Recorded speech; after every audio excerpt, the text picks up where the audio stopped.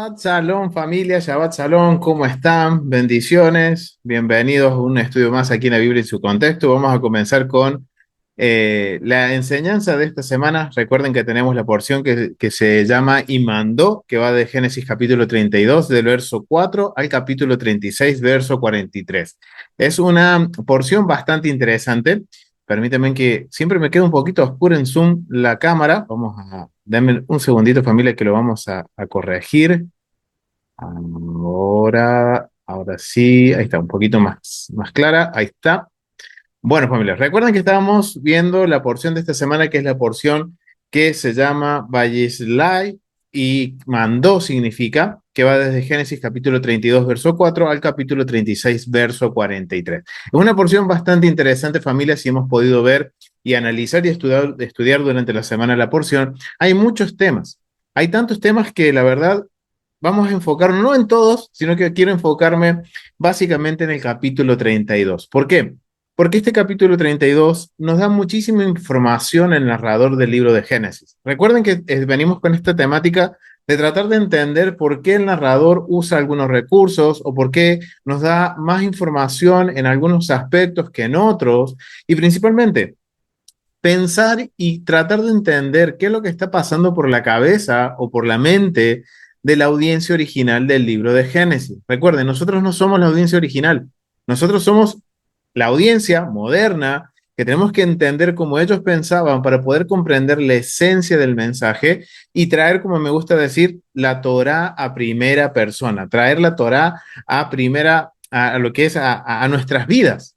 Entonces, eso es algo que nos va a ayudar bastante a entender, y quiero que podamos nosotros ahora poder profundizar esta porción en el capítulo, principalmente en el capítulo 32. El capítulo 32 es un capítulo bien interesante porque se encuentra entre dos acontecimientos, o podríamos decir entre dos conflictos. En la porción pasada tenemos el conflicto, termina la porción hablando sobre el conflicto de qué, de Labán, la situación conflictiva que pasó con su suegro Labán Jacob. Y el capítulo 32, el narrador lo coloca en una posición entre lo que es el conflicto de Labán, pero también lo pone entre el conflicto con Esaú, el posible conflicto con Esaú. O sea que tenemos Labán, Esaú y en el medio el capítulo 32. Y esto es bien interesante, familia, y me gustaría que pensemos el por qué el narrador sitúa el capítulo 32, que tiene unos temas bien particulares, entre el conflicto de Labán y el conflicto de Esaú. Y en el capítulo 32 vamos a ver que por lo general siempre nos enfocamos en la teofanía, o podemos decir en la experiencia en donde Dios se le revela a Jacob a través de la lucha con un ángel o con un hombre. Pero es interesante ver que en el capítulo 32 Jacob tiene dos experiencias. Una es la lucha con el ángel, pero otra, ni bien pasa lo sucedido con Labán, él tiene una experiencia también, en donde ve ángeles acampando alrededor de él. Ahora la pregunta sería, ¿por qué el narrador, entre los dos conflictos, el de Labán y el de Esaú, se detiene a darnos esta información y nos da una información bastante detallada?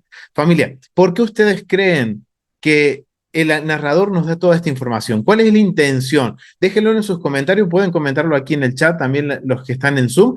Dejen ahí sus comentarios. ¿Por qué? ¿Cuál es la intención? ¿Ustedes qué creen, familia? ¿Por qué la intención del narrador de darnos esta información entre los dos conflictos? Y ya sabemos cómo continúa la historia de Jacob. Entonces, esto es algo que muchas veces no nos preguntamos, y muchas veces nos enfocamos en el capítulo 32 solamente en la lucha de Jacob con el ángel. Ahora la pregunta es, ¿era un ángel o un hombre? ¿Quién era? Hay muchas preguntas que nos podemos hacer con este capítulo 32 con respecto solamente a ese acontecimiento. Recuerden que estamos hablando de una experiencia que tiene Jacob, en la cual Jacob está experimentando la presencia de Dios, de acuerdo a las palabras que nos describe el narrador, que Jacob dice en el capítulo 32, ciertamente él ha luchado o ha visto la cara de Dios, o sea, ha estado cara a cara con Dios, y su alma no ha fallecido. Entonces, para la mentalidad de Jacob, y esto es algo que tenemos que tener en cuenta, él está teniendo una experiencia espiritual en la cual él se encuentra cara a cara con Dios. Y es interesante que en el capítulo 32, que vemos que tiene estas dos experiencias. Entonces vamos a ir al capítulo 32 y vamos a empezar a analizar y tratar de entender y atraer a primera persona el mensaje que está dando el narrador, tanto a la audiencia original como a nosotros.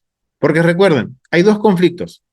Y después del conflicto con Esaú, vemos todo lo que acontece en la vida de Jacob, hasta el punto que él tuvo que reconocer y volver a Betel, porque el Eterno tuvo un trato con él. Y vamos a ver que en esta porción también muchas veces el Eterno tiene esta manifestación en la cual el Eterno habla con Jacob y termina diciéndole: Jacob, recuerda la promesa que hiciste, el voto que hiciste, vuelve a Betel y levanta un altar para Hashem, para el Eterno. Entonces, son cositas que tenemos que tener en mente, familia. Así que vamos a comenzar, vamos a ir al capítulo 32.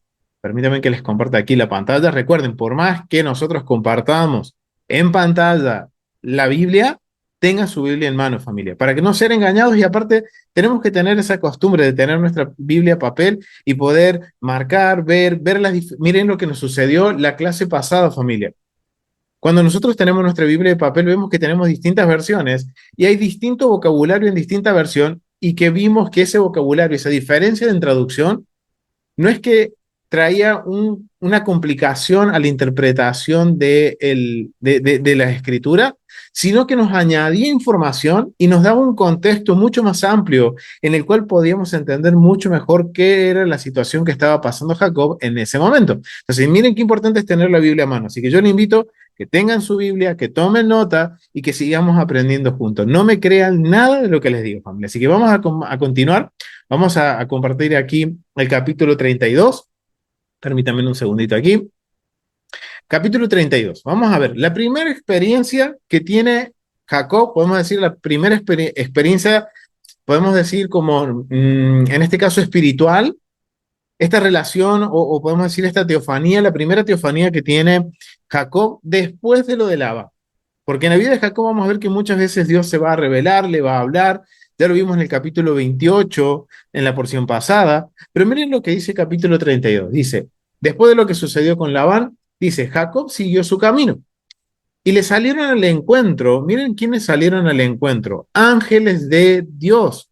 O sea que tiene una experiencia nuevamente. Recuerden, capítulo 28, Jacob tiene la experiencia de que ve que ángeles que subían y bajaban al cielo por una escalera. Entonces, miren qué interesante.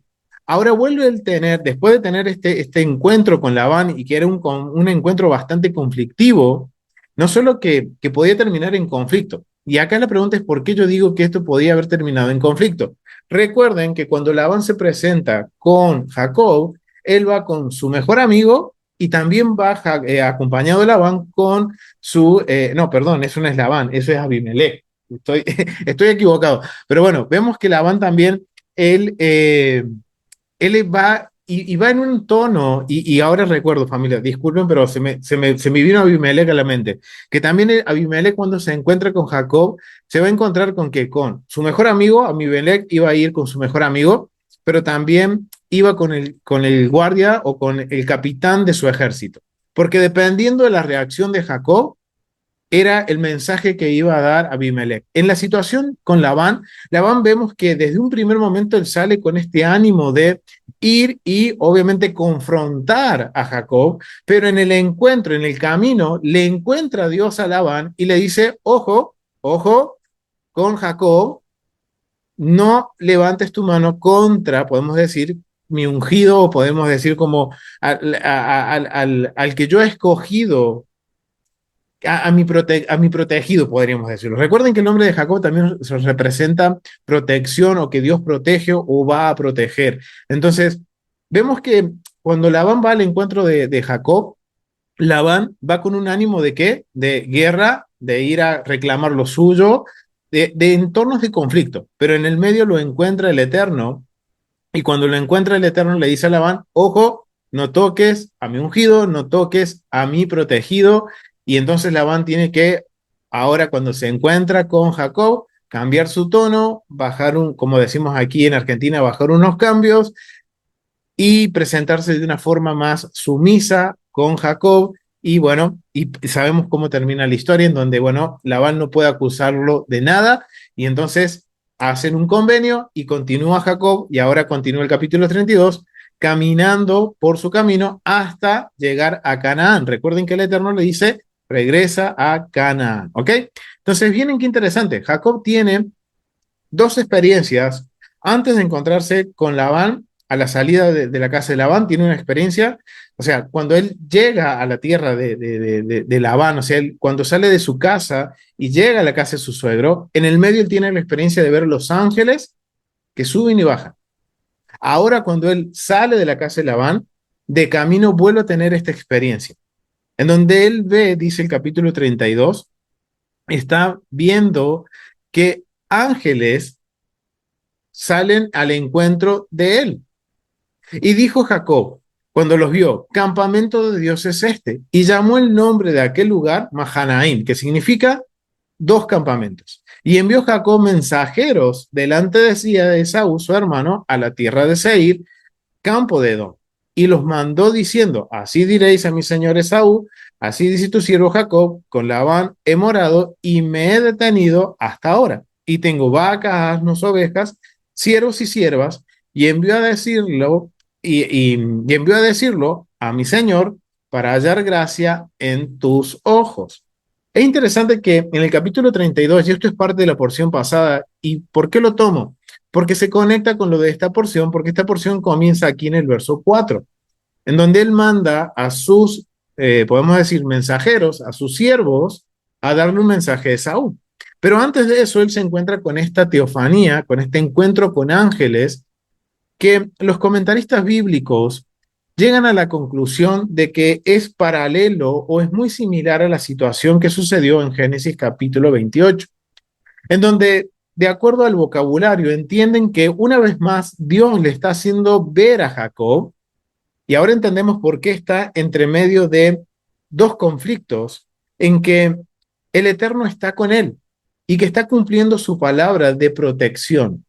Recuerden que el nombre de Jacob, lo hemos visto en la porción Toldot, también significa no solamente como lo dio Esaú, lo dijo, lo renombró Esaú como Jacob, el engañador, tampoco quiere decir solamente que es el que toma el talón, sino que también hay un nombre completo de Jacob, que es Jacob él, que tiene que ver con la protección de Dios. Entonces vemos que una vez más el Eterno le deja saber a Jacob que él está con él. Y esa es la interpretación que le dan los académicos al analizar el vocabulario, la situación, las circunstancias. Y ahora vemos que Jacob dice, en medio de dos campamentos estoy. ¿Qué quiere decir esto? Los académicos nos enseñan de que los comentaristas como John Walton, como Hamilton, que son comentaristas que hemos estado viendo en estas porciones, estos comentaristas bíblicos entienden que cuando él hace esta expresión, quiere decir que él se encuentra entre el campamento de Labán y el campamento de Saúl. Si imagínense la situación en la cual Jacob se encuentra, y ahora entendemos por qué el Eterno le deja saber, Jacob, estoy contigo.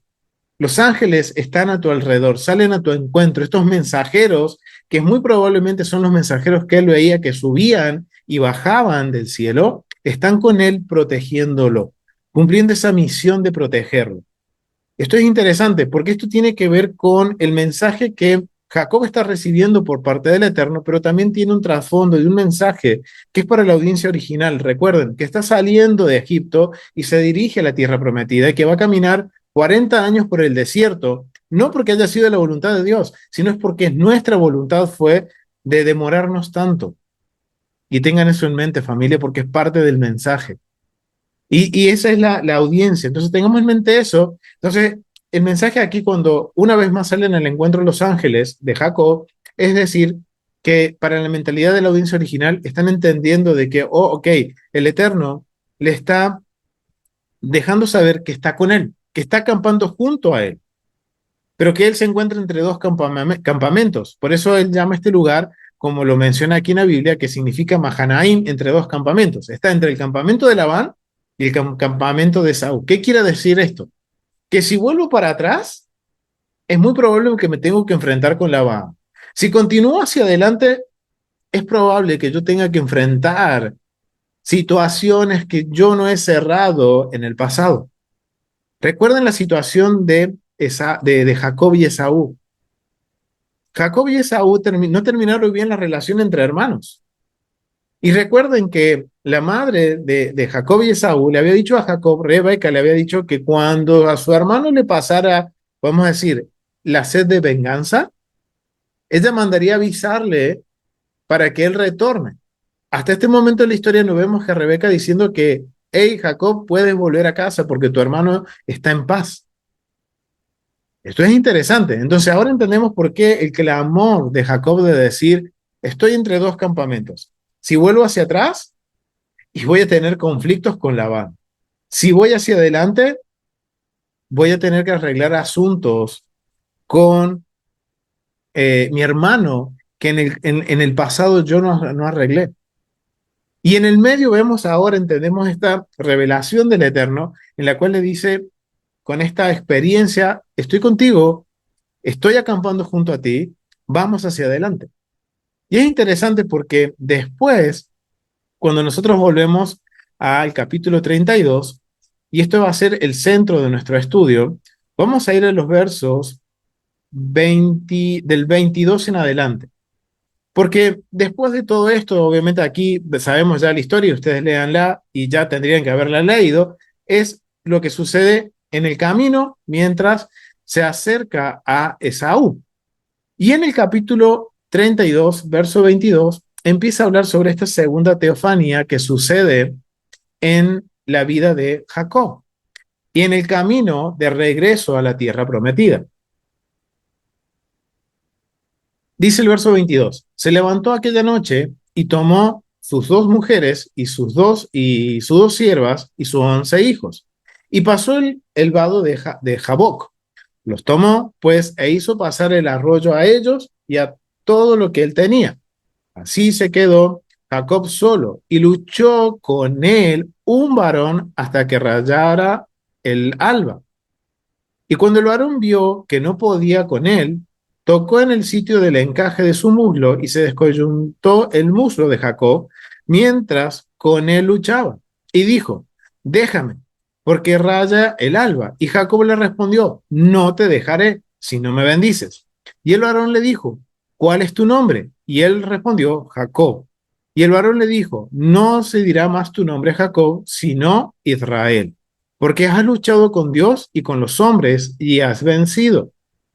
Entonces Jacob le preguntó y dijo, declárame ahora tu nombre. Y el varón, ok, tengan este vocabulario. Y el varón, ¿quién lucha con Jacob? Un varón. Y ahora Jacob le pide a este varón que declare su nombre y el varón le responde, ¿por qué me preguntas por mi nombre? Y lo bendijo allí.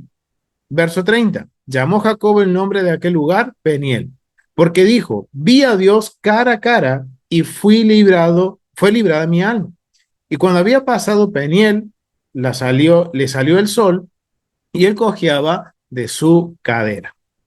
Por esto no comen los hijos de Israel hasta hoy día del tendón que se contrajo, el cual está en el encaje del muslo, porque tocó Jacob este sitio de su muslo en el tendón que se contrajo. Y esto, verso 32, es un mandamiento que lo hemos cubierto en el ciclo pasado. Así que vayan y busquen el estudio del ciclo pasado sobre esta porción, que nos enfocamos en entender el por qué no se come el talón, o mejor dicho, el tendón del muslo que hasta el día de hoy los hijos de Israel no comen. Pero no nos vamos a enfocar en eso, sino que quiero enfocarme en esta, podemos decir, en este nuevo encuentro que tiene Jacob con el Eterno. De acuerdo a las palabras de Jacob, porque dice que él vio cara a cara a Dios y su alma no pereció, no murió. Eso es lo que está expresando Jacob y que el narrador nos está ayudando a entender. Recuerden, la narración tiene un propósito. Ahora tenemos que descubrir cuál es ese propósito por el cual el narrador se toma el tiempo de darnos tanta información de una situación muy personal de Jacob. Es una gran pregunta de hacernos y decir, ok, ¿cómo el narrador sabía todo lo que Jacob estaba pensando o todo lo que sucedió en ese momento? Porque es una experiencia personal que tiene Jacob, que ahora el narrador la está usando entre dos conflictos para darle un mensaje a la audiencia original y darnos un mensaje a nosotros, la audiencia moderna. Ahora, al leer estos versos, y quiero invitarnos a que nos hagamos preguntas, porque me surgieron preguntas mientras estaba estudiando, como por ejemplo, ¿quién es este varón? Porque vemos que en ningún momento se habla de ángeles. En algunas versiones quizás se habla de mensajeros, en otros, en unos textos más, podemos decir en algunos Humash, habla de que era un demonio, pero en sí, en el texto en hebreo, es bien interesante porque no está claro si de qué origen es este varón. Recuerden que el narrador no nos va a dar todos los detalles, sino que nos va a dar detalles que tienen un propósito y tienen un objetivo de transmitir un mensaje. Porque nos está diciendo que Jacob, después, bueno, de que envía sus mensajeros, que empieza a organizarse para encontrarse con su hermano Esaú, el que dice, hizo cruzar el vado a sus esposas, a sus concubinas, a sus hijos y todo lo que él tenía, a un punto que él quedó solo. Ahora aparece un varón en la historia, en la narración, dice un varón. En el hebreo dice Ish, que hace mención a un hombre de carne y hueso. Aparece de la nada ahora un varón y empieza a luchar con Jacob. Ahora, la pregunta es, ¿quién es este varón? Entonces vamos a responder estas preguntas y quiero animarlos a que hagamos preguntas al texto, porque es de la forma que vamos a aprender y tratar de comprender el mensaje que está recibiendo la audiencia original y la esencia de ese mensaje la podemos traer a primera persona. Entonces vamos a ir a responder esta pregunta. Quiero invitarlos a que me ayuden a responder esta pregunta que es, ¿quién es este varón? Porque miren lo que dice, verso 24, y luchó con él un varón hasta que rayaba el alba. O sea, que tuvieron una lucha bastante extensa hasta que amaneció. Y es un varón, acá dice un varón. Verso 29, cuando le pide ahora a Jacob que diga cuál es el nombre, y el varón le dice, ¿por qué me preguntas mi nombre? ¿Por qué preguntas por mi nombre? Y dice un varón. No dice un ángel, no dice un malaj, dice un ish. ¿Cómo lo sé esto? Miren, voy a leerles este comentario que proviene de un recurso que es el NBI, comentario de la aplicación de Génesis por John Walton. Y miren lo que dice, ¿quién es este extraño? También se pregunta exactamente lo que yo me dije, o sea, ¿quién es este varón? ¿De dónde salió? ¿De dónde vino? ¿Quién es? Miren lo que dice John Walton de acuerdo al contexto cultural. Recuerden que estamos usando la metodología de estudio y en este caso vamos a enfocarnos en la escalera con lo que es el contexto cultural. Entonces vamos a ver qué es lo que nos dice John Walton con respecto a esto. ¿Quién es este extraño? El narrador se refiere a él a lo largo de los episodios como un hombre, un varón, un ish, lo que es tan general como referirnos a un individuo que luchó con Jacob. Al final del episodio, Jacob designa al individuo como Elohim. ¿Quién dice que es Elohim? Es Jacob. Tengan en mente esto, familia. Tenemos que ser fiel con el texto, con la narración. El narrador nos dice que se encontró con un individuo. Podemos decir que cuando dice varón u hombre, el narrador nos está haciendo entender que él se encontró en esta situación, que se quedó solo, se encontró con un individuo, que tiempo después, como en Génesis capítulo 32-30, Jacob le da la asignación de Elohim, de Dios. Esta palabra generalmente se utiliza para designar a la deidad, pero también puede referirse a cualquier ser, podemos decir, celestial. La declaración más clara proviene de Oseas capítulo 12, verso 4, en donde dice, venció al ángel y prevaleció, lloró y le rogó. En Betel le halló y allí habló con nosotros. Ella está hablando, está haciendo Oseas un recordatorio de lo que vivió Jacob. Y dice, Oseas dice un ángel. Recuerden que definimos lo que significa un ángel en lo que es la Biblia. Un ángel no solamente está relacionado a un ser espiritual, a un ser celestial, sino que también puede ser un individuo, una persona, un enviado, malaj. Oseas está diciendo que el Eterno envió un malaj, un mensajero. que puede ser celestial, como puede ser un hombre, un individuo de carne y hueso. Eso es algo que tenemos que tener en mente, familia. Entonces vamos a continuar leyendo qué es lo que dice el comentario de John Walton, donde el profeta indica que Jacob luchó con un ángel, con un mensajero. Dado que un ángel puede ser legítimamente referido tanto como Ish Elohim, o sea, Oseas no contradice ninguna de las declaraciones de Génesis, por lo que ofrece la solución más aceptable. O sea que, según Walton, Oseas está dando a entender de que lo está usando Oseas como ya sea un individuo o un enviado de Elohim, un ser celestial. ¿Qué implicaciones tiene este pasaje en el contexto del antiguo Cercano Oriente? Los vados se entienden como puertas de entrada a la tierra. Se creía que las puertas eran vigiladas por los dioses o sus sirvientes, al igual que una ciudad, templo o palacio tenía guardias.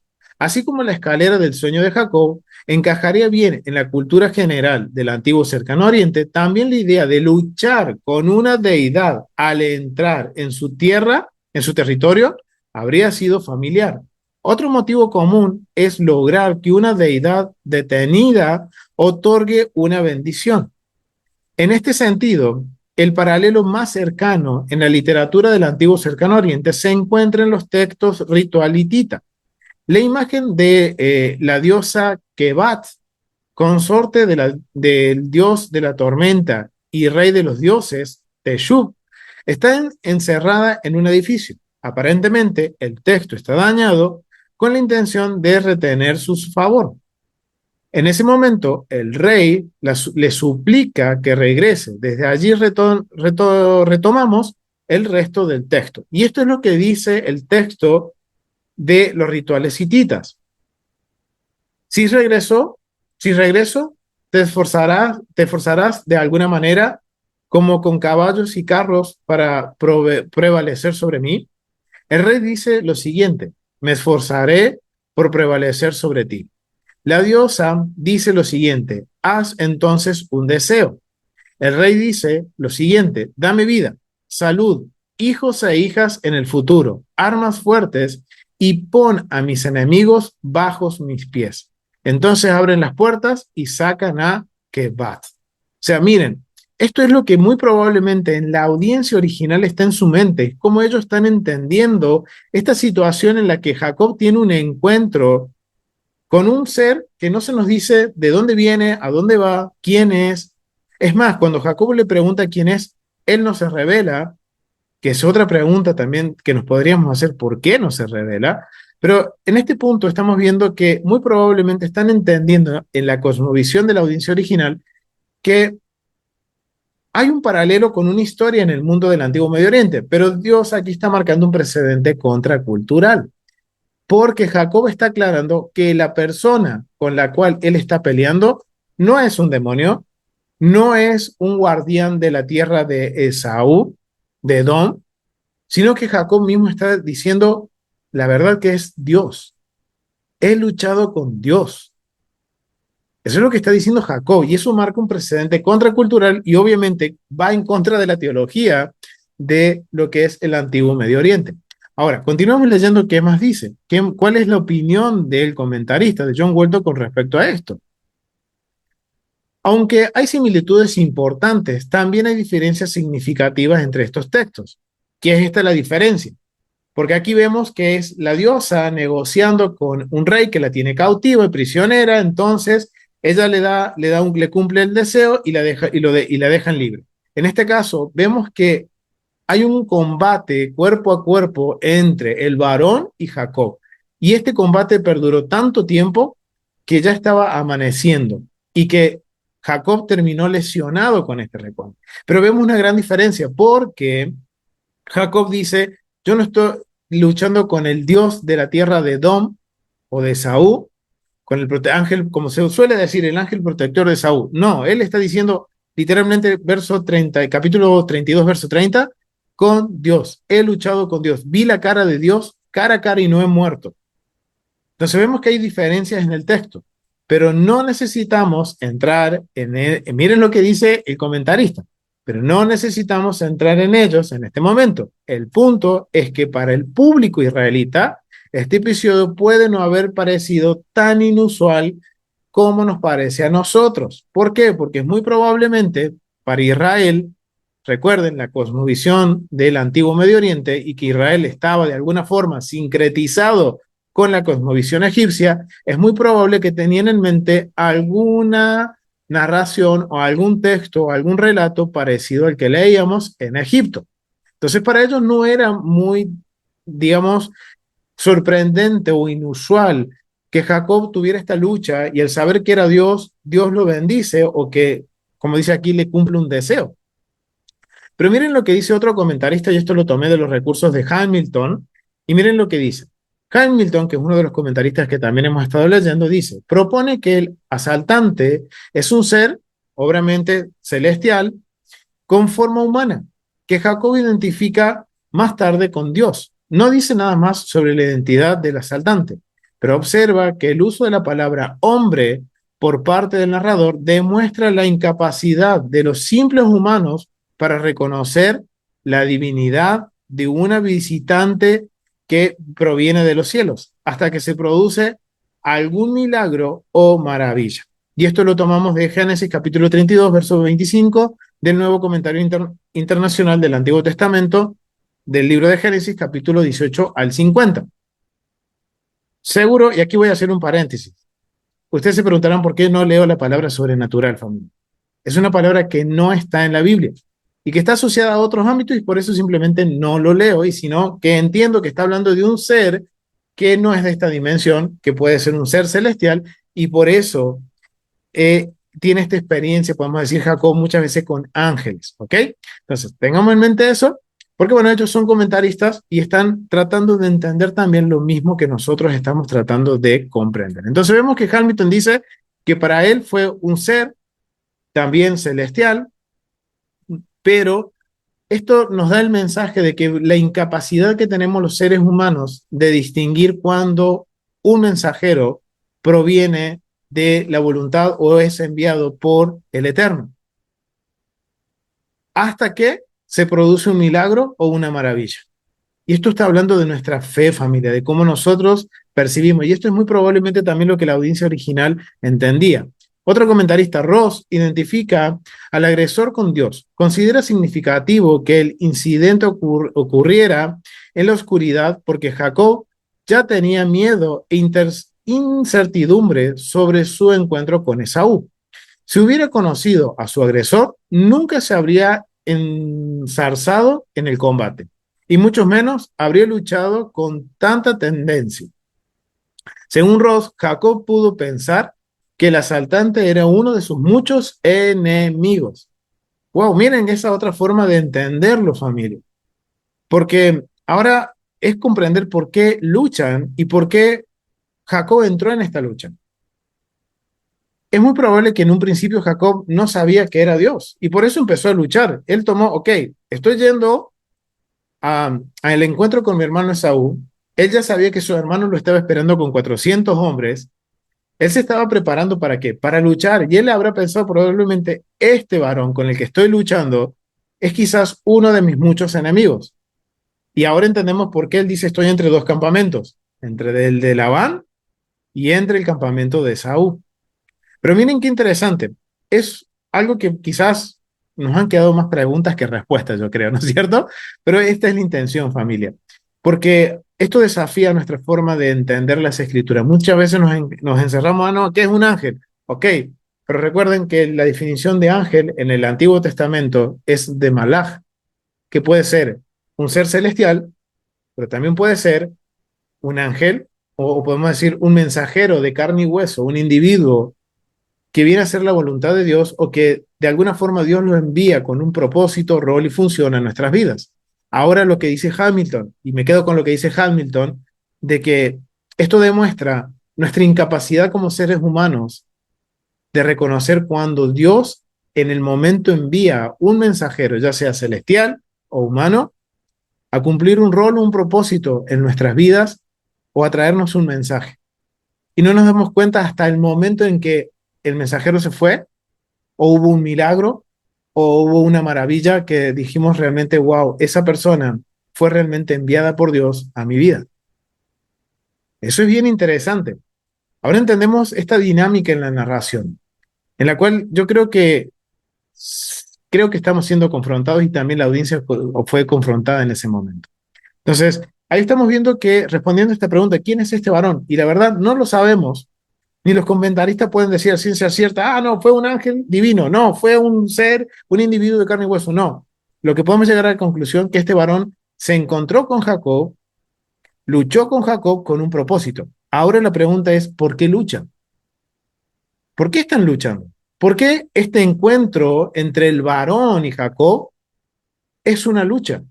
¿Cuál es el propósito? ¿Cuál es el objetivo de esta lucha? Vamos a ver qué dice sobre eso. Porque dice que luchó.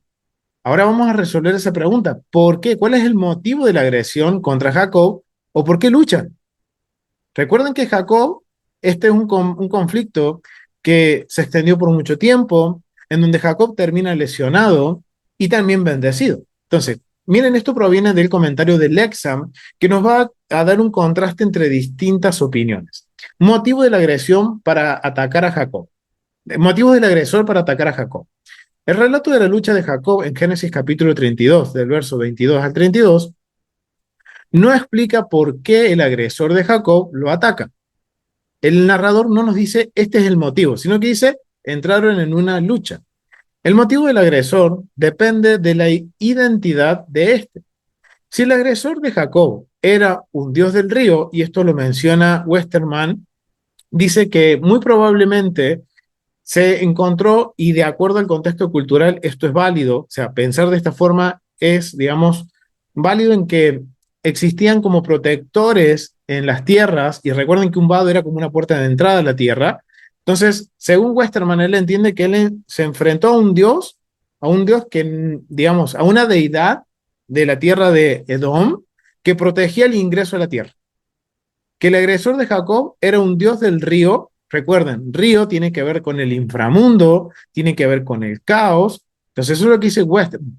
Entonces, el motivo probable del ataque era impedir que Jacob cruzara el río. Y eso lo menciona Matthew. Sin embargo, otros estudiosos observan que Jacob, miren qué interesante esta dinámica entre los estudiosos. Tenemos a Westermann y a Matthew que dicen que Jacob se encontró con Dios, con un dios del inframundo que no quería que entrara a la tierra, que cruzara el río. Pero sin embargo, otros estudiosos observan que Jacob parece haber cruzado el río varias veces en la narración antes del encuentro con el asaltante. Por ejemplo, Génesis capítulo 32 del verso 23 al 24. Y esto lo destaca Hamilton.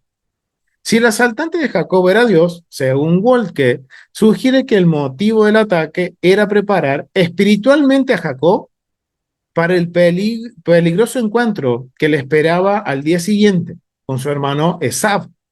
Muchos comentaristas no abordan esta cuestión. O sea, ¿por qué? Porque dependiendo quién tú creas que es el agresor, va a ser tu opinión. Por eso tenemos que tratar nosotros de ser fiel con el texto. En ningún momento se nos está hablando de un ser del inframundo, se nos dice que es un individuo que posteriormente Jacob se asombra tanto que dice realmente era un enviado de Dios. Fue Dios, estuve cara a cara con Dios. Pero es Jacob quien lo dice. En un principio no sabemos quién es. Entonces, acá entra esta dinámica y vamos a ver qué es lo que dicen los comentaristas para ver cómo lo podemos llegar a entender por qué es el motivo de la lucha. Familia, quiero preguntarles, digan sí o no. ¿Alguna vez se preguntaron por qué lucharon? ¿Por qué directamente va al encuentro a la lucha? ¿Alguna vez se hicieron esta pregunta? Porque quizás son detalles, y como venimos viendo estos últimos estudios, hay detalles que muchas veces los damos por asentado o como no los entendemos, ah, lucharon, ok, seguimos adelante y nos vamos al encuentro.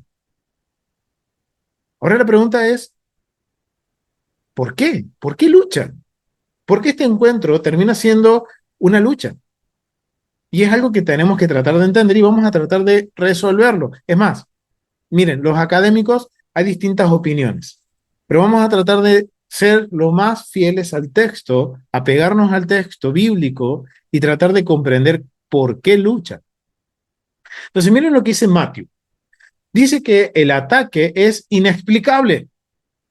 No tiene explicación. O sea, no se nos da más información y por eso dice Matthew, es inexplicable. Y no ofrece un motivo para ello. Compara el ataque de Jacob con la agresión a Moisés y a su hijo en Éxodo capítulo 4 del verso 24 al verso 26.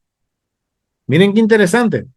¿Qué dice en el verso 24? Y aconteció, Éxodo capítulo 4, 24 dice, y aconteció en el camino que uno pasaba, perdón, que en una pasada Adonai le salió al encuentro y quiso matarlo. ¿A quién? A Moisés. Entonces Séfora tomó un pedernal afilado y cortó el prepucio de su hijo y lo echó a sus pies, diciendo, a la verdad, tú me eres un esposo de sangre. Así le dejó luego ir y ella dijo, esposo de sangre a causa de la circuncisión. O sea que Matthew está comparando que esto dice, no tiene explicación. Hasta el punto que él dice que ve que compara con lo que le sucede a Moisés, que es exactamente lo mismo, que Adonai le sale al encuentro y quiere matarlo a Moisés. Ahora, esto es interesante porque hay que entender por qué. También interactúa con la teoría de Hunkel de que el agresor era un dios del río que intentaba impedir que Jacob cruzara el Jaboc, el río Jaboc. Y con la teoría de Sarna de que el agresor era un ángel. Ok, Matthew no tiene una, podemos decir, una conclusión muy clara. Él solo dice, esto es inexplicable, me hace acordar a lo que sucede más adelante en el Éxodo, cuando Moisés está regresando a Egipto para liberar al pueblo y le sale el encuentro de Dios y Dios quiere matarlo. Walt que dice lo siguiente, sugiere que el motivo del ataque de Dios a Jacob era prepararle espiritualmente para un encuentro peligroso, presumiblemente su inminente encuentro con Esaú. Eso es lo que dice Walker y yo me inclino más a esto. O sea, recuerden que hay un propósito en la primera teofanía que tiene en el capítulo 32. Por eso tenemos que unir los primeros versos del capítulo 32 con estos versos que estamos estudiando, porque vemos que Dios se le hizo presente al inicio del capítulo 32, diciendo, estoy contigo, mostrándole que él estaba acampando. Habían los mensajeros que él había visto en el capítulo 28, estaban acampando con él. Que él estuviera, podemos decir que estaríamos entendiendo Jacob y la audiencia original, ok, Dios está entre medio nuestro, él nos acompaña, él es nuestra roca, Él es nuestro baluarte, Él es nuestra fortaleza, pero resulta que ahora, y esto es algo que por ahí no lo vamos a entender, ¿por qué ahora Dios, de acuerdo a lo que dice Jacob, le sale el encuentro y lucha con él y lo lesiona? Y como dice Matthew, esto nos recuerda al encuentro que tuvo Moisés con el Eterno cuando regresaba a Egipto, en donde dice que el Eterno que quería matarlo. Ahora la pregunta es ¿por qué? Así que vamos a ver qué más dicen los comentaristas. Y aquí dice, Walke dice que esto era para ayudarlo a madurar espiritualmente. ¡Wow! Y vemos que las situaciones muchas veces nos llevan a eso. Muchas veces vamos a estar en situaciones, en este caso, de conflictos, que obviamente si nos ponemos a ver el conflicto que tenía con Labán y que tenía con Esab, eran conflictos que Jacob, eran las consecuencias de las decisiones que Jacob había tomado.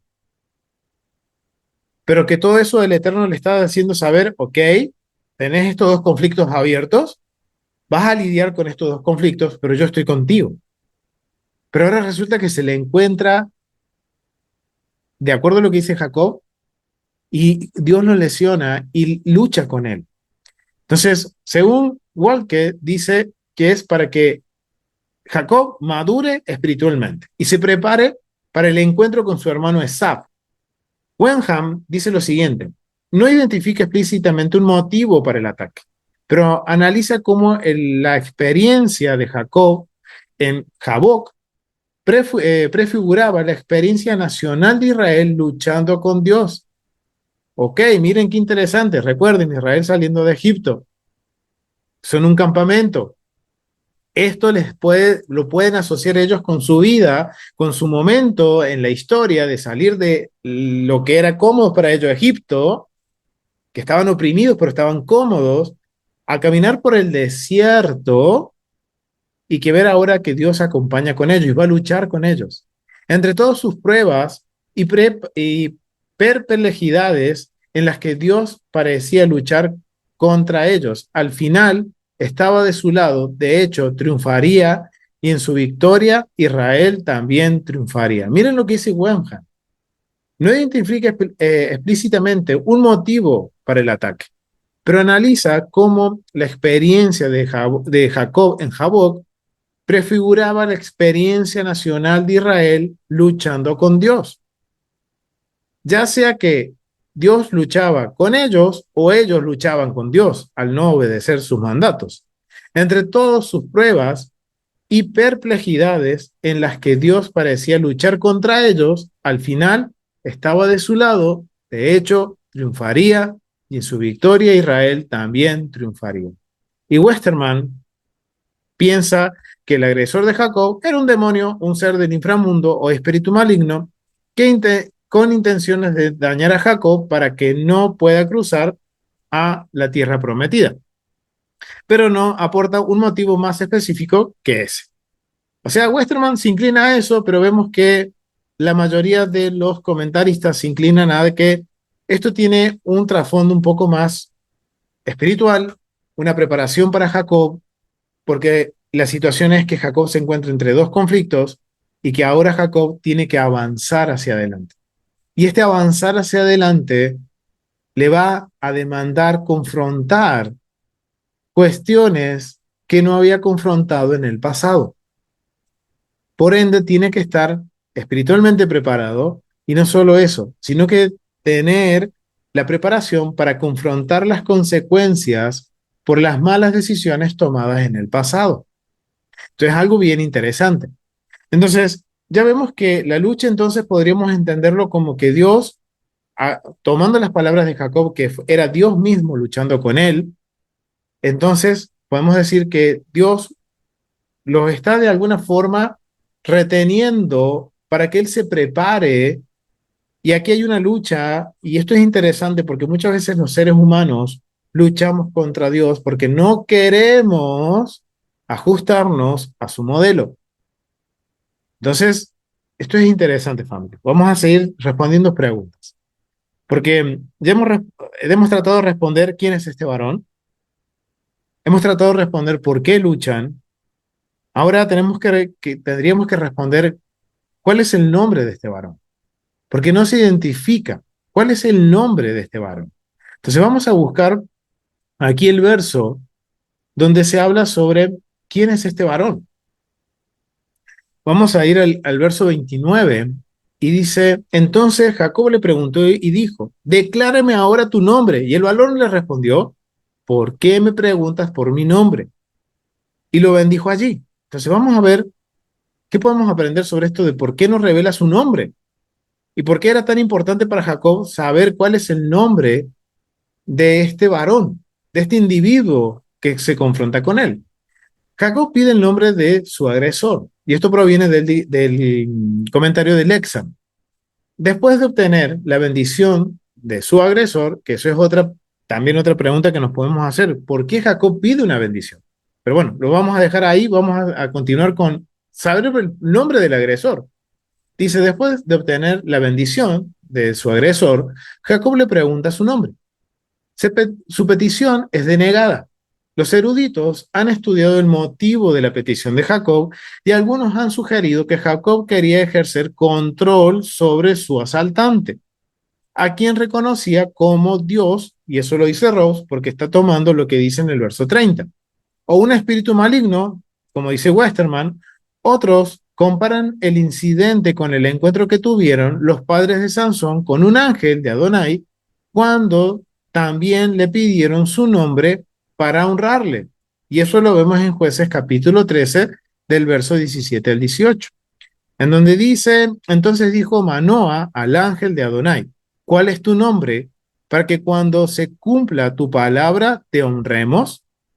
Y el ángel de Adonai respondió, ¿por qué preguntas por mi nombre, que es admirable? ¡Wow! O sea, si vemos, es el mismo vocabulario que con el que está respondiendo este mismo individuo a Jacob cuando le pregunta su nombre.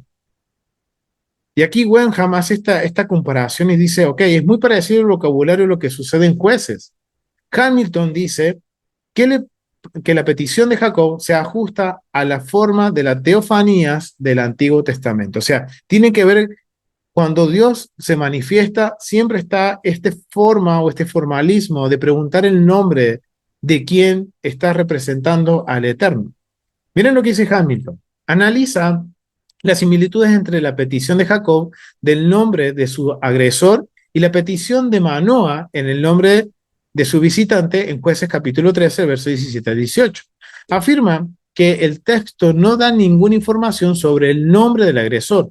Afirma que el texto no da ninguna indicación de que Jacob quisiera el nombre de su adversario para poder ejercer poder sobre él. Más bien, su petición es un elemento formal en las teofanías del Antiguo Testamento.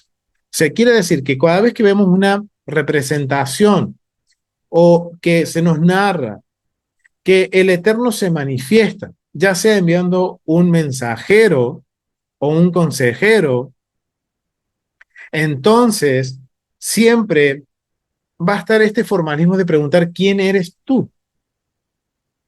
¿Cuál es tu nombre? Y como dice Manoa, ¿cuál es tu nombre? Le pregunta al Malach, al mensajero, ¿cuál es tu nombre para honrarte cuando sucedan todas estas cosas, cuando naciera Sansón?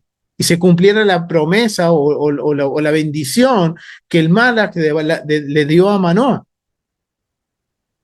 Entonces es interesante, familia, porque esa vamos a ver, y cuando ahora entendemos el concepto de una teofanía, el concepto de lo que es una experiencia, ver cómo Dios se manifestaba, la manifestación divina en el Antiguo Testamento, o lo que nosotros conocemos como el Antiguo Testamento, que es la Torá, los profetas y los escritos y los Nevi'im, o sea, la Tanaj, o sea, vemos que es un formulario. Hamilton ve como que, ok, esto es un protocolo. Y obviamente, como vemos en el caso de Manoa, el mensajero tampoco se está identificando. Sí le dice le da una pista, dice, mi nombre admirable, pero no le dice el nombre. Y esto es muy interesante, familia. Vamos a continuar viendo qué más dicen los comentaristas. O sea, la idea, familia, es que hagamos preguntas al texto y que nos quedemos con más preguntas que respuestas. Porque eso es así es como vamos a aprender mucho más y poder traer todo esto a primera persona. Otros comentaristas como Kelly y Delitz sostienen que Jacob ya conocía la identidad del maravilloso luchador y probablemente sospechaba el propósito de su lucha. Sin embargo, no ofrecen una explicación de por qué Jacob quería saber el nombre de su asaltante. En cambio, sugieren que el asaltante se negó a obedecer para que Jacob se llenara de asombro ante todo el acontecimiento. Ok, interesante. Ross considera que la petición de Jacob del nombre de su asaltante es un intento de obtener algún poder sobre él. Sostiene que Jacob sabía quién era el hombre, pero tener un nombre le permitiría manipular a su agresor. Wemham no explica la petición de Jacob del nombre de su asaltante, pero compara la petición con la de Manoa. Miren, otra vez, vemos cómo empiezan ahora a alinearse algunos comentarios. Y el mandamiento de no tomar el nombre de Adonai en vano. Ok, interesante este comentario de Wenham. ¿Por qué no se revela el mensajero? Miren, Ross dice que muy probablemente Jacob sabía quién era que estaba luchando, pero él quería confirmarlo. Pero Wenham dice, miren, esto me hace acordar mucho a Manoah, pero también lo asocia con el mandamiento de no tomar el nombre en vano de Adonai, Éxodo capítulo 27. El agresor se negó para evitar que Jacob pudiera abusar del nombre. Wow, eso es interesante ver esa perspectiva. Westerman sigue con su mentalidad de que se confrontó con un ser del inframundo, afirma que la petición de Jacob del hombre de su asaltante refleja una noción amistosa, perdón, una noción animista de que una persona puede invocar a un espíritu cuyo nombre se conoce, ¿ok? Pero sabemos que Wenham, de acuerdo al contexto cultural, sí cita el contexto cultural, pero muy probablemente está haciendo una exégesis de lo que está entendiendo, y que vemos que los mismos comentaristas como Wenham, Ross, Hamilton, Kelly y Deldich no están de acuerdo, porque el texto no menciona que es un ser del inframundo que puede ser tomado como el dios de la tierra de Dom o el ángel protector de Sam. Simplemente dice que es un individuo que Jacob lo identifica con Dios mismo. Entonces, ¿cómo puede ser un ser del inframundo? O sea, esa idea la tenemos que sacar de mente. Es más, los mismos comentaristas dicen, esa idea no es válida conforme a lo que dice el texto bíblico. ¿Ok?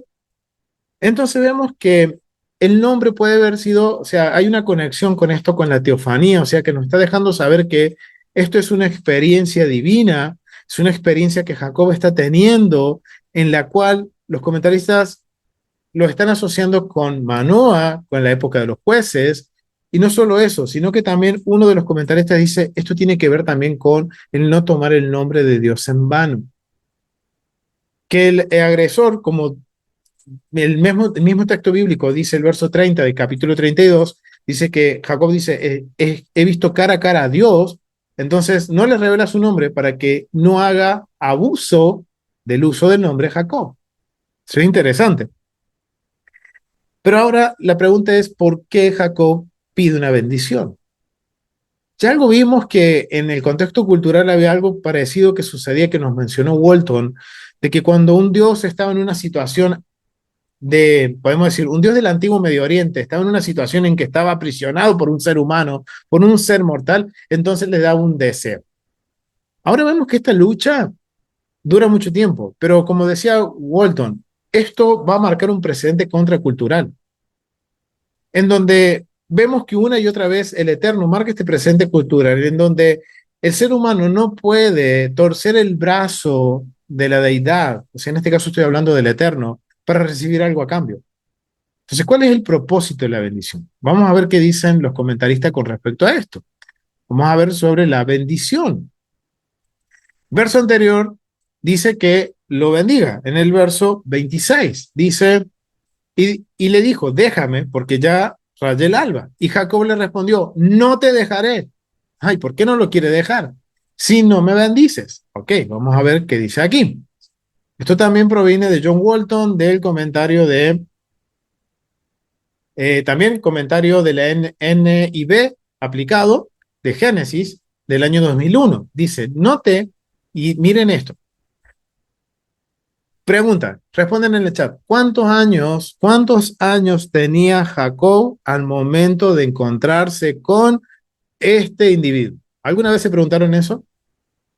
¿Cuántos años tenía Jacob cuando se encontró con el individuo? Porque esto tiene que ver con este de luchar. Recuerden que la lucha puede ser tanto como espiritual como físicamente. Entraron en un combate cuerpo a cuerpo entre este individuo y Jacob. Jacob muy probablemente tenía a esta altura 97 años. Probablemente. Recuerden, y miren lo que dice Walton. Note que Jacob tiene 97 años en este punto de la narrativa. Dato que no considerábamos preguntarnos nunca. ¿Y cuántos años tenía Jacob cuando luchó con el ángel? O sea, imagínense ahora una persona de 97 años luchando cuerpo a cuerpo con un individuo, al punto que este combate terminó en una tabla, en empate. Otra pregunta que podemos hacerlo, ¿por qué? Pero bueno, vamos a resolver esta primera pregunta de por qué la bendición. Entonces dice Walton, note que Jacob tenía 97 años en este punto de la narrativa. Por lo tanto, difícilmente puede considerarse un desafío físico para un ángel o para un mensajero. Aunque no hay razón para dudar que tiene lugar un enfrentamiento físico, no debemos cometer el error de pensar que es ese el punto principal. Cuando el texto nos dice que el oponente de Jacob no puede vencerlo, no sugiere que Jacob está superando físicamente al hombre.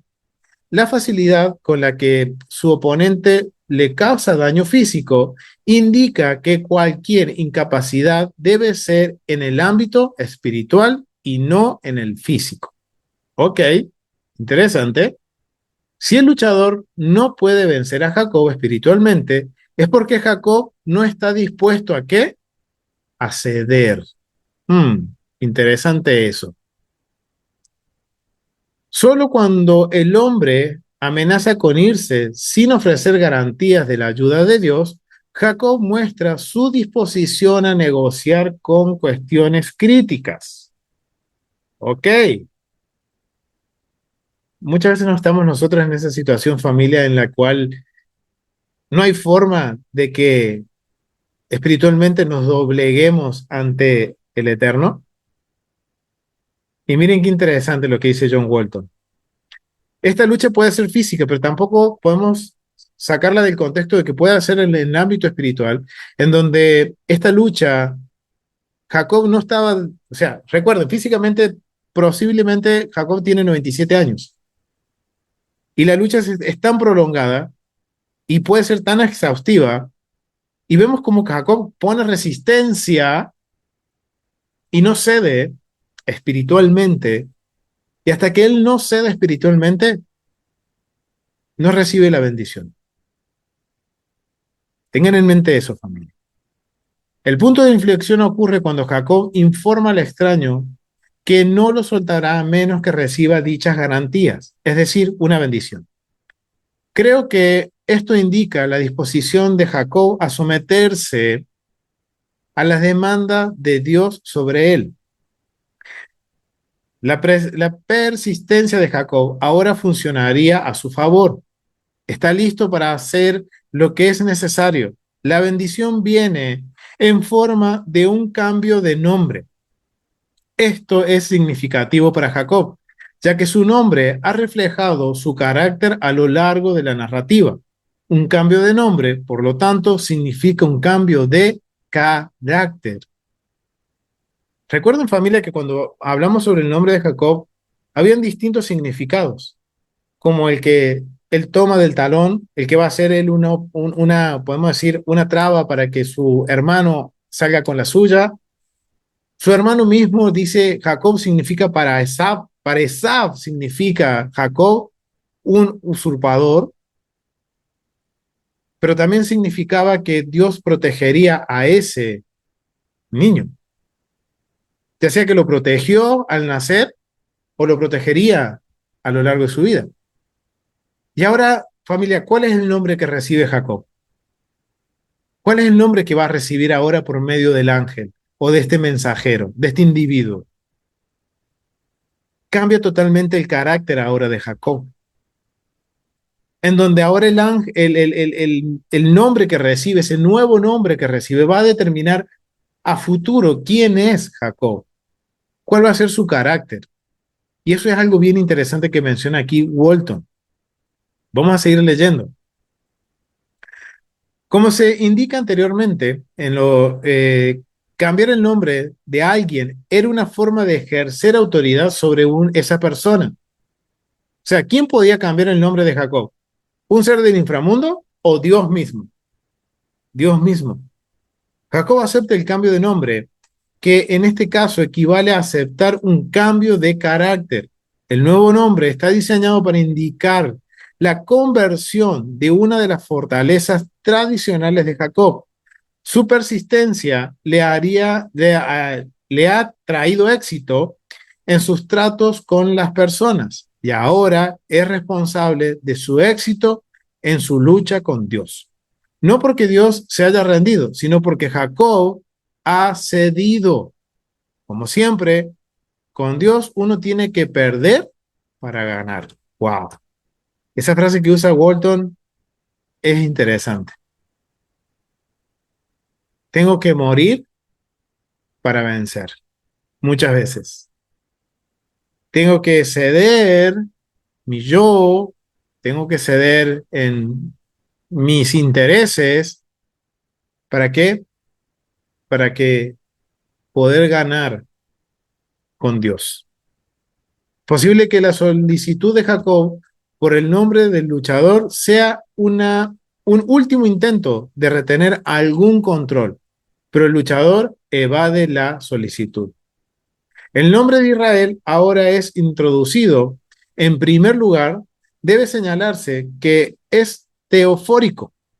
¿Qué significa teofórico? Adjetivo que se refiere a los nombres que incluye el nombre de una deidad o la palabra Dios en su composición. ¡Wow! Miren, estamos aprendiendo muchos términos que nunca se nos hubieran ocurrido aprender, como teofórico, teofanía y bueno, un montón de términos académicos, pero de eso se trata, familia. Entonces vemos que ahora el nombre de Israel se pronuncia por primera vez, es señalado en el texto bíblico en este momento, en donde es un nombre teofórico en el cual se encuentra el nombre de Dios literalmente, haciendo una declaración sobre Dios. El nombre divino está conectado con la formación imperfecta del verbo, de un verbo, y, y tel, del verbo, cuyo raíz presumiblemente es, bueno, acá está hablando sobre la composición del nombre de Israel, en forma, este es similar al nombre de Ezequiel. Y Ezequiel, o sea, es como que nos estamos explicando un poquito aquí sobre el tema de lo que es el nombre de Israel, lo teofórico, de cómo podemos ver nosotros el nombre del Eterno en el nombre de Israel. Debemos recordar que en la imposición del nombre, ya sea a una persona o a una ciudad, la explicación ofrecida no se basa en etimología estricta, sino en un entendimiento particular que puede estar solo tenuemente conectado con las palabras usadas. Por ejemplo, aquí el significado asociado al nombre hace de Dios el objeto del verbo, aunque este tipo de nombre usualmente presenta a la deidad como el sujeto de la actividad verbal. Tenemos que volver a las clases de castellano, familia. Del mismo modo, como encontramos con el nombre de Jacob, el significado dado puede no reflejar el significado real de las palabras usadas. ¿Por qué? Porque Israel, miren, el nombre de Israel tiene un significado profundo y se origina en la tradición bíblica hebrea, derivada del hebreo Israel. El él es la mención a uno de los atributos del Eterno o el nombre del Eterno, que se traduce como el que lucha con Dios o Dios prevalece. Aquí vemos lo que decía recién aquí, lo que nos mencionaba Walton sobre el uso verbal del nombre de Dios, como uso de verbo. El nombre aparece por primera vez en el relato de Génesis capítulo 38-28, cuando Jacob, tras la lucha con un ángel o uno simbólicamente como si fuera Dios mismo, recibe el nombre de Israel como señal de su nueva identidad y misión. El ángel le dice, no se dirá más tu nombre Jacob, sino Israel, porque has luchado con Dios y con los hombres y has prevalecido. Y has prevalecido. Interpretaciones adicionales. El que gobierna con Dios, que podemos ver lo que significa también en lo que es Israel, y también Dios contendió. O sea que vemos que el nombre de Israel aquí, la bendición, tiene que ver con más que nada, acá marca como veíamos en un principio que decía John Walton, la bendición marca un precedente contracultural. Porque en el antiguo Medio Oriente se creía que una persona podía obtener una bendición de una deidad cuando la ponía la deidad en una situación de apuros, de apremio, en donde la tenía cautiva, como veíamos el caso de los hititas. Pero Dios dice aquí que la bendición es porque Jacob, entienden los comentaristas, cedió espiritualmente, dejó de a un lado su yo sus fuerzas. Yo sé cómo voy a enfrentar a Esav, yo sé cómo voy a negociar, yo sé cómo voy a hacer las cosas. Y vemos que es una constante en el carácter de Jacob.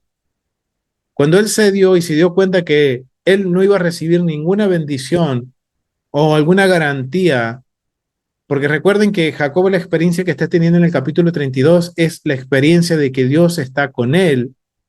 Él entiende en esta lucha de que él no está luchando con un ser humano común, sino que está luchando, dice él mismo, con Dios cara a cara. Y al entender eso, hay un quiebre, podemos ver en Jacob que dice, yo no te voy a dejar ir. ¿Qué le dice? ¿Qué le dice? Y se me vino en la mente, familia, eh, Éxodo, cuando Moisés le dice al Eterno, nosotros no nos moveremos si tú no vas con nosotros. Es la misma situación, familia. Jacob llega a un punto en el cual dice, ok, si este mensajero que es Dios mismo, que representa a Dios mismo, se va, ¿qué garantía tengo de que yo pueda vencer o pueda solucionar mi conflicto con mi hermano Esab? ¿Cómo voy a salir vivo de ese conflicto? Entonces, ahí Jacob entra en un estado espiritual en el cual él, de sumisión y decir, Señor, haz tu voluntad. Yo no te voy a dejar ir, yo no me voy a mover si tú no vas conmigo. ¿Y qué le dice el ángel? El enviado, el mensajero, el individuo, le dice, ahora ya tu nombre no va a ser más Jacob, sino va a ser Israel, porque tú vas a luchar con Dios. No es que él luchó cuerpo a cuerpo con Dios, sino que él va a luchar lado a lado. Eso es lo que significa. Vas a gobernar con Dios. Vas a luchar con Dios contra tus enemigos, que eso es lo que entiende Oseas capítulo 14. Eso es lo que está diciendo. Y esto es interesante porque esto marca un precedente contracultural para la audiencia original. No, la audiencia original no va a poder tratar a Dios como tratan las deidades, los del antiguo Medio Oriente, como los egipcios trataban a sus deidades. No, hay una forma de dirigirnos a Dios. Y esa forma es que nosotros estemos dispuestos a ceder para que Dios crezca en nosotros. Y es lo que entienden de acuerdo a lo que podemos entender de acuerdo al comentario. Y ahí vemos un cambio de carácter. Y ahora entendemos por qué muchas veces ahora, a partir de este momento, vamos a ver cómo cuando se habla de Jacob, se va a usar los dos nombres, Jacob e Israel. Y hagan esta tarea, familia. Cuando lean Jacob y lean Israel, fíjense cuál es la característica que predomina sobre Jacob o Israel. Hagan esa tarea. Y van a ver que cuando la escritura habla de Jacob, es porque Jacob está haciendo las cosas con su propia fuerza. Pero cuando va de acuerdo al designio de Dios, es llamado Israel. Miren qué interesante. Y eso sucede dentro de nosotros, familia. Dentro de nosotros hay un Jacob, pero también hay un Israel. Ahora, ¿quién va a predominar? ¿Un Jacob que va a querer hacer las cosas a su modo o un Israel que se va a someter a la voluntad divina? Y dejo esa pregunta ahí picando para que la respondamos cada uno para nosotros, ¿ok? Vamos a continuar. Y me gustaría hacer esta última pregunta. Y quiero saber si se han hecho esta pregunta también ustedes, familia. ¿Por qué este conflicto, este combate cuerpo a cuerpo, termina en tablas? ¿Por qué ustedes consideran que esta lucha entre Jacob y el enviado o el mensajero o el individuo termina en un empate? ¿Se han hecho esa pregunta, familia? Porque llama la atención que no vemos un vencedor. Sí vemos que Jacob termina lesionado, ok, sí, es interesante, pero dice que el mensajero no podía contender con él. Y la lucha se hizo bastante larga hasta el amanecer, en donde ya tuvo que decir el individuo, ok, Jacob, ya, paremos acá, terminemos acá, me voy a ir, me voy, listo, ya no podemos, esto terminaron en un empate. ¿Por qué? ¿Alguna vez se preguntaron por eso? Pueden responder sí o no, familia. Dejen sus comentarios también. ¿Por qué? Y vamos a responder esa pregunta. Quiero invitarnos a que respondamos esa pregunta. Porque en esta pregunta vamos a poder encontrar algo que podemos traer a primera persona. O sea, yo creo que en todo este camino seguro han quedado muchas preguntas por resolver, Y esa es la idea, familia. Y esa es la idea que cada vez que estudiamos, es cada vez que aprendo algo, menos sé, familia. Más preguntas se me abren, más preguntas tengo en mi mente. Familia, de eso se trata estudiar Torah. De que nos queden preguntas. No de tratar de resolver los misterios, sino que estas cosas nos lleven a hacer más preguntas y conocer el carácter de Dios. Y hemos visto un poquito aquí, vamos viendo un poquito sobre el carácter de Dios, aprendiendo paso a pasito. Pero ahora vamos a ver esta pregunta de por qué termina en empate este conflicto entre el enviado y Jacob. Esto es bien interesante, porque dice que terminó en empate. Verso 24, vamos a leer el verso 24 y dice, y así se quedó Jacob solo y luchó con él un varón hasta que rayaba el alba. Y cuando el varón vio que no podía con él, o sea, está hablando de Jacob, tocó en el sitio de su encaje de su muslo y se descoyuntó el muslo de Jacob, Jacob mientras con él luchaba. Pero miren qué interesante el vocabulario que dice, cuando el varón vio, y algo de esto un poquito nos reveló aquí la interpretación que hace Walton con respecto a esto. Cuando Jacob se dio y se estaba dando cuenta que por más resistencia que pudiera, él se iba a quedar sin la garantía de que Dios lo iba a acompañar, entonces dice aquí que cuando el varón vio que no podía con él, con Jacob, o sea, miren la situación en la que estaba Jacob, estaba pero aferrado a no ceder, no voy a ceder.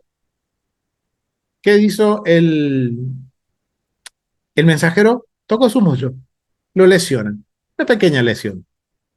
No sabemos si fue permanente o solo fue en ese momento, pero en ese momento terminó lesionado Jacob. Terminó en empate. Y esto es interesante. La debilidad del agresor de Jacob, dicen los comentaristas. En sí no creo que haya sido una debilidad, pero es interesante el título que le dan. Y esto proviene de también el comentario del Lexham, que nos va a poner distintos comentarios paralelos para que podamos sacar la mejor conclusión. Los intérpretes de la lucha libre entre Jacob y su agresor se preguntan por qué el combate acaba en tablas, termina en empate, sobre todo si el agresor de Jacob era Dios. Para los eruditos que piensan que el asaltante era un demonio del río o un espíritu maligno, no se necesita otra explicación que la de que Jacob era extremadamente fuerte y que el demonio perdió poder cuando salió el sol. Comentario de Westerman. Sin embargo, los intérpretes que piensan, y esto es a donde yo más me inclino, familia, ¿por qué? Porque es más fiel a lo que dice el texto. Sin embargo, los intérpretes que piensan que el agresor era Dios, se esfuerzan por explicar por qué Dios parece incapaz de imponerse a su competidor humano. La mayoría de estos eruditos discuten el texto sin dar una respuesta definitiva a la cuestión de la aparente debilidad de Dios, por ejemplo, como lo dice Hamilton y lo vamos a ver más abajo. Algunos estudiosos afirman que Dios luchó con Jacob en igualdad de condición. Wow, familia, algo que vimos un par de porciones atrás con la escalera. ¿Qué representaba el vocabulario que esté tanto sobre o junto a la escalera? Nos mostraba la soberanía de Dios, pero que era un Dios que era accesible al ser humano. Entonces muchos comentaristas entienden algo similar con esto, en donde vemos que ahora Dios siendo soberano, poderoso, Él se va a hacer igual que un hombre con un propósito y una función. Familia, esto nos tiene que, podemos conectarlo con Yeshua. Cuando el Hijo de Dios se hizo hombre para cumplir un rol, un propósito y una función, que es eliminar la muerte, para que nosotros podamos ahora acercarnos a Dios. Wow, esto es increíble, familia. Vamos a ver qué más dice este comentario. ¿A qué conclusión podemos llegar juntos, familia? Entonces, miren lo que dice, que esto es más que, no, es más que una incapacidad, es comprender de que Dios se, digamos, se puso igual de condiciones que Jacob, un ser humano. Dice Walton, sugiere que la verdadera lucha fue espiritual y que el agresor no puede vencer a Jacob hasta que éste cedió espiritualmente. Otros simplemente se remiten al misterio del texto. Por ejemplo, Burgman. O sea, es un misterio. Pero miren lo que dice Burgman. Se pregunta qué clase de Dios se verá presionado a un empate por un simple hombre y además, ¿qué clase de hombre podría forzar tal empate? Describe cómo cambió la ventaja durante el intercambio y concluye que la narración deja sin resolver la cuestión de la fuerza y la debilidad de Dios con respecto a la fuerza y la debilidad de Jacob. O sea, para Bruckmann, como dice anteriormente, simplemente es un misterio. No sabemos. Calvino, que no tiene que ver con la reforma, sino que este es un comentarista que se llama Calvino del año 2001, que entiende que el asaltante es Dios, afirma que el texto ilustra algunas de las tensiones en las relaciones divinas humanas, a saber, que Dios es quien da a los hombres la fuerza que emplean para luchar contra Él. En el combate con Jacob, como con nosotros, Dios luchó contra Él con su mano izquierda y a favor de Él con su mano derecha. Y esto es un comentario bastante interesante, familia, porque aquí Calvino, este comentarista moderno, voy a aclarar, dice que esto representa esa relación, esa tensión que hay entre la relación divina y humana. Familia, esto lo tenemos que traer a primera persona.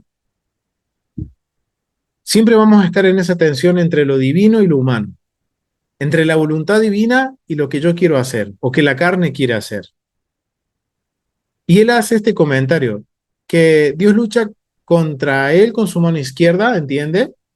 Y a favor de él con su mano derecha. La idea de que Dios lucha contra nosotros con una mano y a favor nuestro con la otra, puede interpretarse como una metáfora de cómo Él, el Eterno, permite pruebas para moldear nuestro carácter, que es lo que está sucediendo con Jacob probablemente, que está siendo moldeado su carácter antes de llegar a la presencia o de confrontar a su hermano Esaf.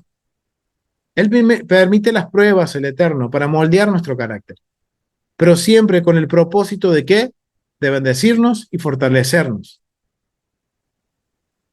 Y eso es lo que tiene en mente Calvino, que esto es una tensión, él lo entiende como esa tensión divina entre lo divino y lo humano, en donde Dios va a luchar en contra nuestra, como que nos va a poner un freno, está diciendo Calvino, que nos va a frenar, que nos va a ser un oponente para nosotros, Dios mismo, así como lo fue para Éxodo, capítulo, lo que veíamos de Moisés, cuando regresaba a la tierra, que Dios mismo dice, ok,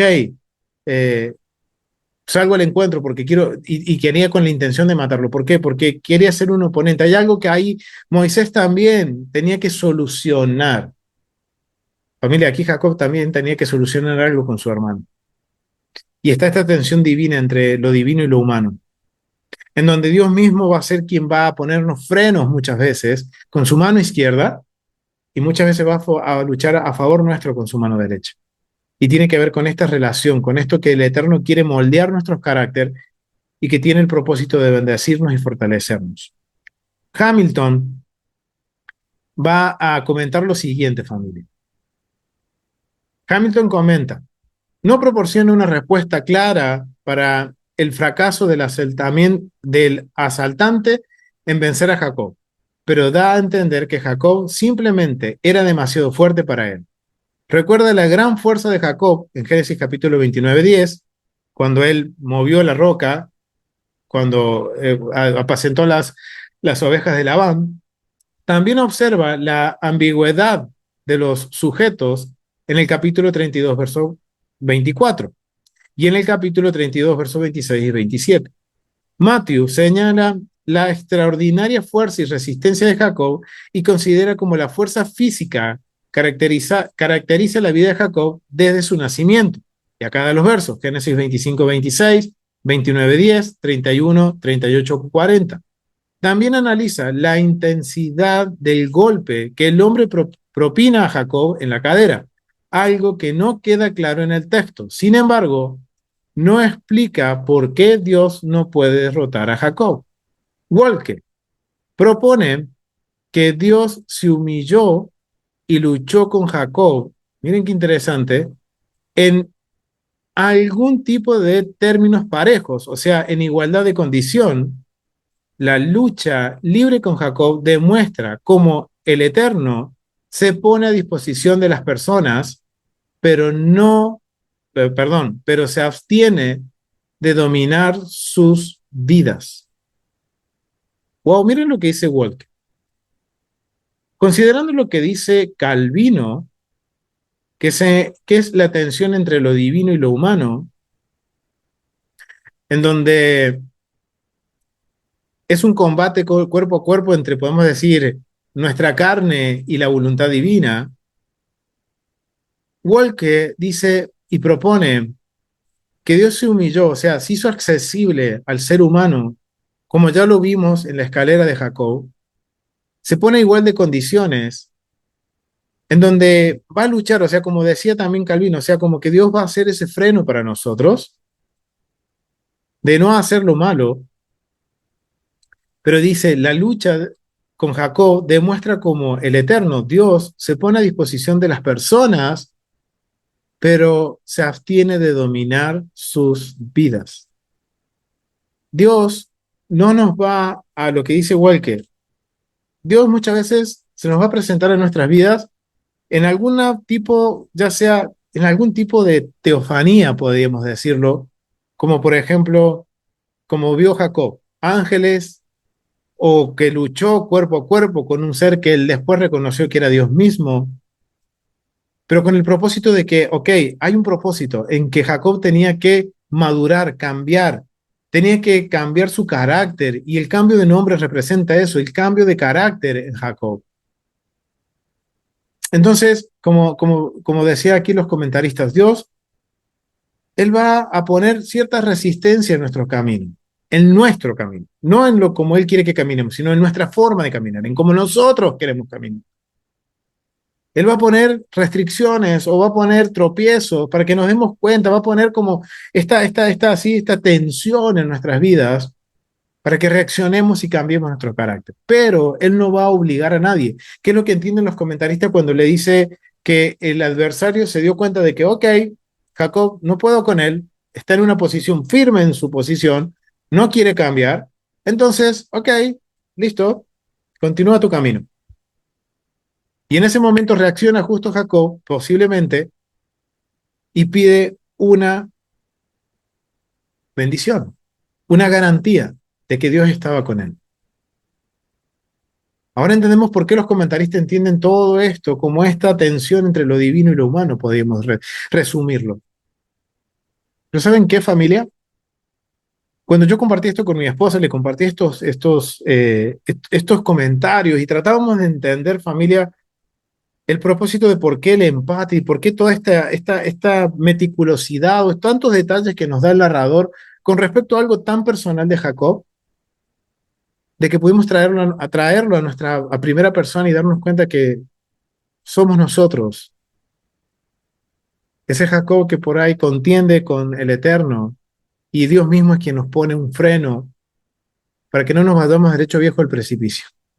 Pero si nosotros somos obstinados y no queremos cambiar y no queremos reevaluar la situación, Dios no nos va a obligar. Lo vemos al a terminar el libro de Deuteronomio, cuando le dice el Eterno al pueblo, frente de ustedes está la vida y la muerte, está la bendición y la maldición. Ustedes escojan. Y el Eterno recomienda, escojan vivir. Él no nos va a presionar a que cambiemos o que Él no va a dominar nuestras vidas. Somos nosotros quienes decidimos si la dominamos para bien o para mal. Somos nosotros. Y cuando compartía esto con mi esposa, llegábamos a esta conclusión y entender esto que la verdad que nos dejó más preguntas que respuestas, pero hay algo que llama mucho la atención cuando vamos a Isaías. Familia, busquen en sus Biblias. No lo voy a compartir y quiero que lo busquen en sus Biblias. Vamos a Isaías Y no lo comparto a propósito, familia, porque quiero que lo busquen en su Biblia y lo leamos juntos, familia. Isaías capítulo 57. Vamos a ir a Isaías capítulo 57, perdón que aquí no lo tengo, Isaías 57, y vamos a leer los versos del 16 al 20.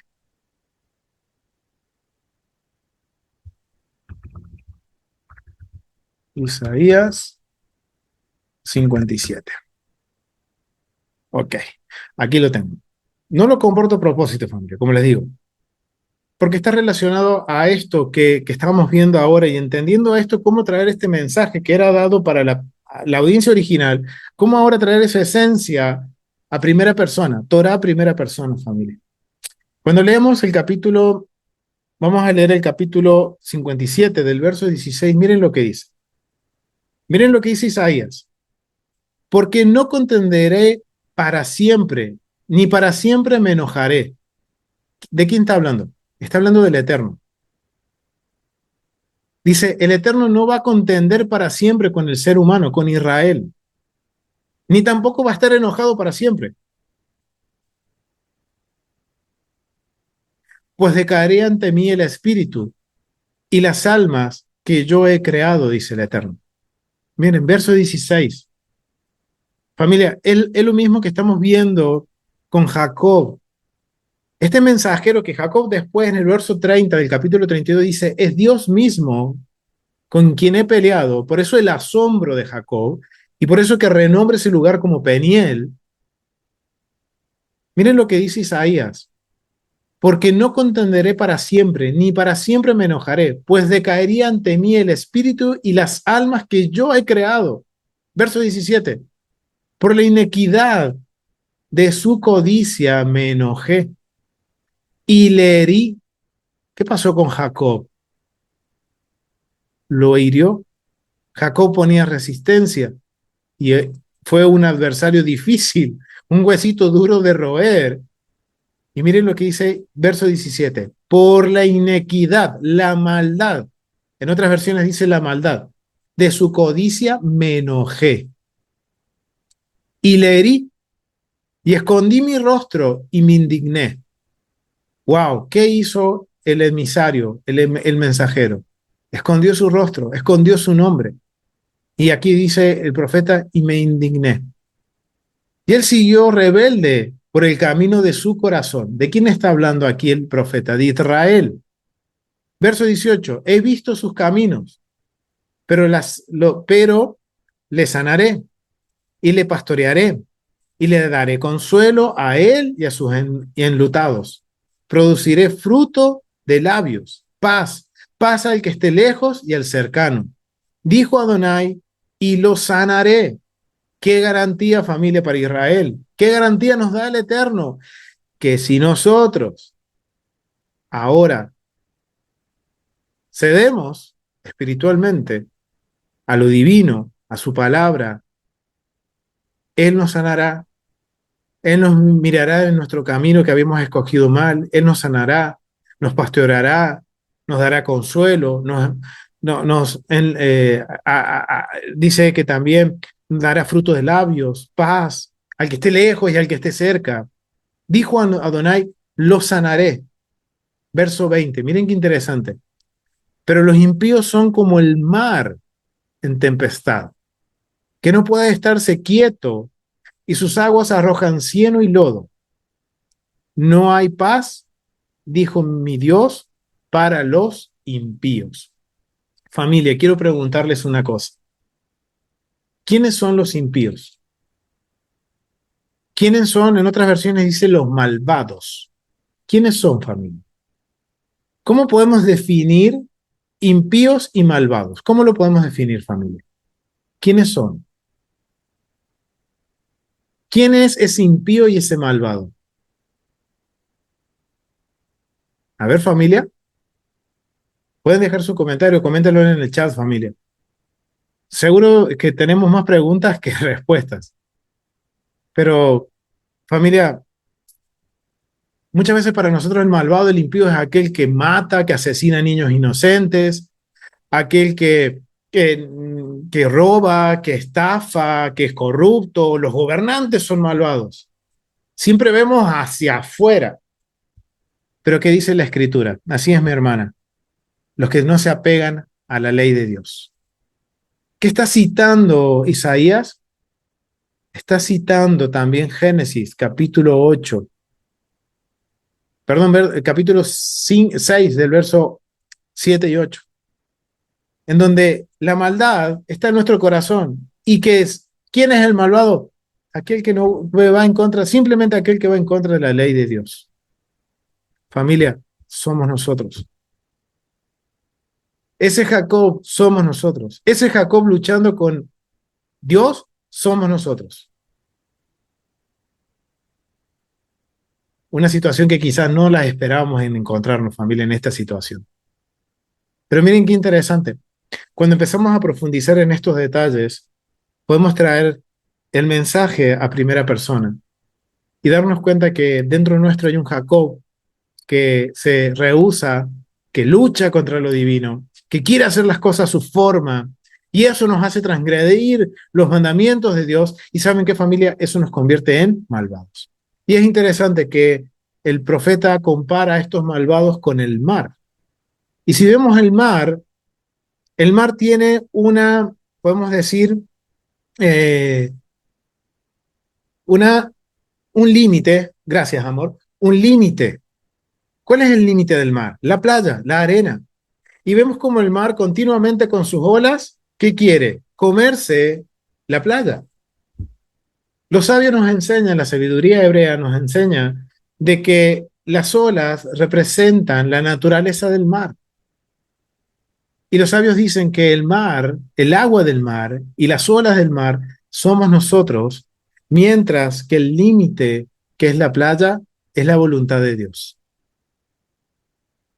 Y por eso el profeta, miren, el profeta tiene esto en mente, esta es la imagen que tiene el profeta cuando dice que los impíos son como el mar tempestado. ¿Qué sucede cuando un mar está tempestado? En algún momento va a sobrepasar el límite natural que es la playa, que representa la voluntad de Dios, y va a traer caos. Muy bien, mi hermano, caos. Familia, esa es la conclusión del encuentro entre Jacob y el ángel, o el mensajero o el individuo. Es Dios poniendo un freno, un límite a Jacob, para que él cambie. Quitemos Jacob y pongamos nuestros nombres. Somos ese Jacob que ahora nos tenemos que convertir en ese Israel. ¿Y quién es Israel? De acuerdo a Pablo, Israel es aquel que no es de nacimiento, sino aquel que se aferra a la ley de Dios y la pone por obra. Familia, ahora esa lucha es dentro nuestro. Qué interesante, familia. Lo voy a dejar hasta aquí. Seguro han quedado muchas preguntas más que respuestas, pero familia, esa es la idea. De que todo esto haya algo que hemos estado también nosotros estudiando, y los invito a que vayan a ver los estudios del siglo pasado sobre Restaura el Alma. De que la palabra de Dios, los mandamientos de Dios transformen mi vida. Y estas quizás son detalles que van a ser transformadores y nos ponen en una situación que no esperábamos, en donde, el malvado no es aquel que yo estoy señalando, sino que el malvado está aquí. Soy yo. Porque transgredo, porque quiero hacer mi voluntad y no la voluntad de Dios. Porque, pero eso no significa nada para mí. Pero bueno, Dios dice esto, pero bueno, como no me ve, nadie me ve, entonces sobresalto la vallita, sobresalto la playa, esa barrera natural que es su Torah. Familia, somos nosotros. Entonces, yo quiero invitarlos que ahora que vamos a comenzar este nuevo ciclo de estudio de los mandamientos en la porción, nos preparemos para tener esta lucha dentro nuestro. Que de antemano ya vamos advertido, familia, de que va a haber una lucha, va a haber una tensión entre mi yo y la palabra divina. Ahora, ¿quién va a vencer? ¿Quién venció en este caso? Jacob, cuando él se dijo, ok, No te vayas. Dame una bendición, dame una garantía que tú estás conmigo. Ok, bueno, me rindo. Señor, me rindo. Sí, ya sé, estoy recansado de pelear conmigo mismo. Familia, ¿cuántas veces no hemos llegado a ese punto de decir, Señor, estoy cansado de esta situación, estoy cansado de pasar por lo mismo, estoy cansado de luchar conmigo mismo? ¿Cuántas veces, familia, tenemos la respuesta? Tenemos que ceder, familia, y apegarnos a la voluntad de Dios. Así que, familia, lo vamos a dejar hasta aquí.